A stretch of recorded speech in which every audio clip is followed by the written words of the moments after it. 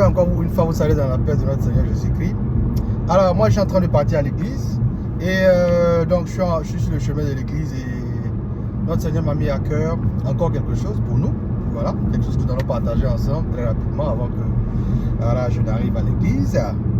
Alors, il s'agit aujourd'hui de... Bon, il s'agit de ce que le Seigneur m'a mis à cœur, de ce que le Saint-Esprit m'a inspiré, vous parler, dit que nous mettions Jésus, notre Seigneur, en première place dans tout. Voilà.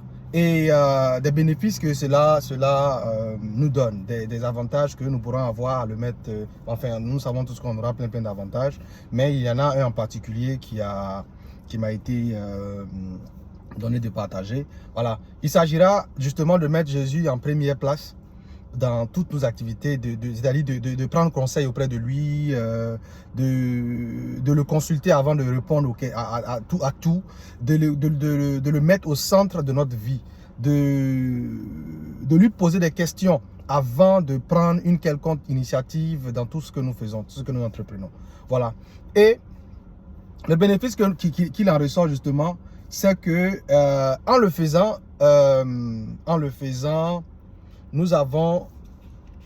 il nous donne les désirs de son cœur. C'est-à-dire qu'il nous inspire ce que lui veut pour nous. Et ce que lui veut pour nous, très souvent, ça va au-delà de ce que nous voulons, de ce que nous recherchons. Voilà. Très souvent, on a des enfants. Beaucoup d'entre nous ont eu, c'est pas un problème, mais c'est une hésitation dans nos choix et tout l'ensemble. Par moment, on demande à Dieu, qu'est-ce que tu veux que je fasse? On se dit, mais hey, on avait dit quand on était petit qu'on voulait devenir docteur ou pilote ou tout l'ensemble. Voilà. Pour des enfants qui avaient une ambition. Voilà. Alors, et au fil du temps, on se rend compte qu'on ne sait plus ce qu'on veut faire, on ne sait plus quand on grandit, on est un peu perdu.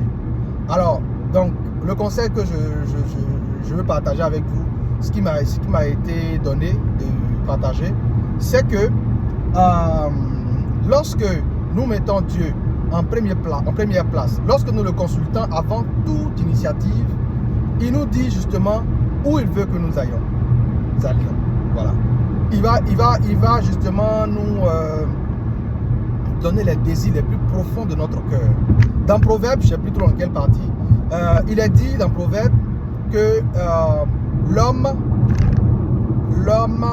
comment il a paraphrasé ça, j'ai lu ça en anglais, c'est-à-dire que l'homme a ses projets, voilà, l'homme a ses plans, mais c'est Dieu qui guide notre pas. Voilà. Dans la Bible également, il y a un gars, je ne sais pas comment on traduit en français, bon, son nom en anglais c'est Nehemiah. Voilà, je ne sais pas son vrai nom en français, ça donnerait peut-être la même chose. Voilà. Donc ce monsieur-là, Dieu lui a mis à cœur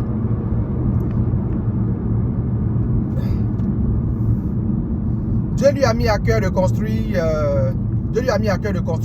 le mur, un mur, vous voyez.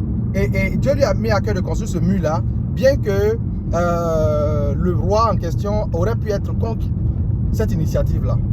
Mais quand Dieu nous met un désir dans le cœur ou une volonté de faire quelque chose, ou Dieu veut tracer et définir notre avenir ou tout l'ensemble, il met les moyens, il met les gens qu'il faut, et aussi il nous donne la force d'achever le projet pour lequel il nous a suscité l'envie. Il nous donne la force, il nous donne tout ce qu'il faut, tout ce qui doit aller avec, pour que ça puisse avancer, pour que ça puisse arriver à bon port. Voilà. Donc c'est en ce sens-là que moi j'ai eu cette vision, ou je ne sais pas comment j'appelle la prophétie ou quoi que ce soit. Mais voilà, c'est ça en fait. C'est-à-dire que Dieu va nous susciter, quand on le met en premier, quand on le consulte, quand on respecte ses principes, quand on respecte ses commandements, voilà, il nous inspire des choses, il nous fait voir notre destinée, notre avenir et tout l'ensemble. Voilà. Mais il le fait en nous donnant les moyens, en nous donnant la force, en alignant des personnes qui vont nous favoriser l'entrée dans notre destinée en question. Il les met sur notre route. Voilà ce que je voulais ajouter aujourd'hui. Voilà. Donc, Dieu va toujours nous donner les moyens d'achever, de poursuivre tout ce qu'il nous a mis à cœur. Et aussi, je voulais dire que il ne faudrait pas vouloir partager cette vision-là avec des gens qui sont de peu de foi. Voilà. Parce que c'est à vous que Dieu a inspiré ça. Ça pourrait paraître prétentieux. Quand nous l'entendrons, ça pourrait paraître beaucoup d'autres choses. Voilà. Mais Dieu vous l'a inspiré. Il va vous donner les moyens. Il va aligner les personnes qu'il faut. Et vous allez pouvoir entrer dans la destinée en question que Dieu vous a inspiré. Voilà. Donc, ce que moi j'ai retenu de cela, c'est que Dieu sera en première place dans tout, pour tout et partout. Et il va nous donner les moyens qu'il faut. Et il va disposer des gens qu'il faut pour que nous puissions rentrer dans ces bénédictions-là. Voilà. Donc, on a des rêves par moment quand on est petit, quand on grandit et tout. Il y a ce que nous voulons et il y a ce que Dieu veut pour nous. Et ce que Dieu veut pour nous va toujours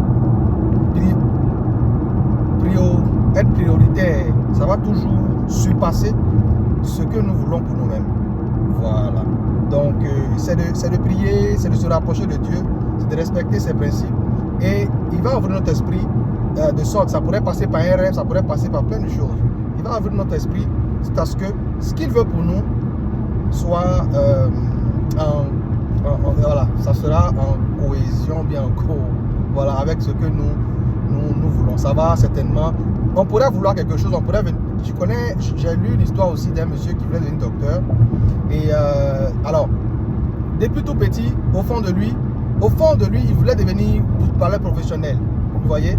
Et il a vu un docteur dans sa localité et il a voulu devenir docteur. Alors il a commencé à aller à l'école et arrivé à l'école, il voulait toujours devenir docteur. Mais à l'école, parce qu'il était bon au football, on lui a offert une bourse d'études. Parce qu'ici, c'est comme ça que ça fonctionne. Vous partez à l'école et vous faites de sport. Je pense qu'aussi avant, voilà, en Côte d'Ivoire ou ailleurs, je pense que les gens aussi avaient cet esprit d'études et sport. Et ici, quand tu es très bon, très bon sportif, tu ne payes pas la scolarité. Alors, donc, ce gars-là, il est allé à l'école. Il est allé à l'école et il a...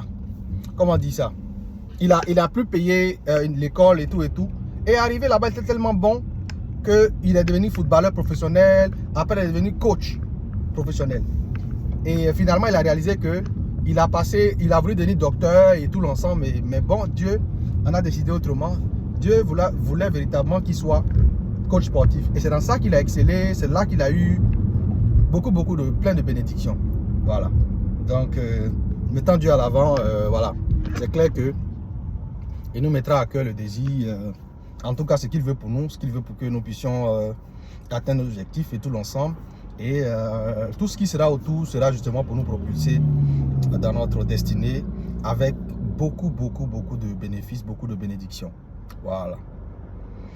Donc moi je veux vous remercier, moi je m'en vais à l'église, je m'en vais lui rendre grâce pour cette semaine qui est à venir et cette semaine qui est passée. On le fait chaque jour, mais c'est bon par moment de se regrouper, d'être ensemble et puis de fusionner notre foi et lui vouer un culte qu'il appréciera certainement et qui lui fera chaud au cœur, et nous allons partager dans un même esprit sa volonté. Et voilà. Moi je veux vous dire merci encore d'avoir pris un peu de temps pour m'écouter. Que Dieu vous bénisse, que toute la grâce et la gloire lui soient rendues maintenant et toujours dans les siècles et des siècles.